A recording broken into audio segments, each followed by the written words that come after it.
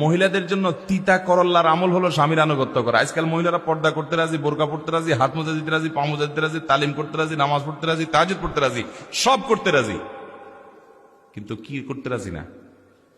স্বামীর কথা শুনতে রাজি না। এই বেটার কথা শুনবো, বেকুবের মতো কথা বলে, এটা কোনো যুক্তির কথা হইলো?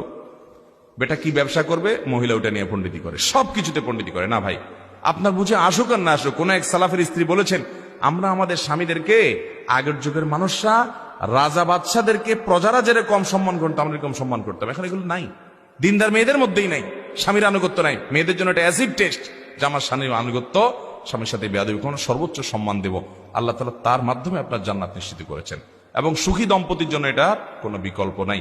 ওই পশ্চিমাদের নাচানাচিতে নাচানাচি করিয়েন না, ওদের সংসার শেষ, ওদের লাইফ শেষ, ওদের সুখ শান্তি বলতে কিচ্ছু নেই। দেখেন না, যত আওয়াজ করে বিয়ে হয় তত আওয়াজ করে ভাঙে। আল্লাহর বিধানের বাইরে শান্তি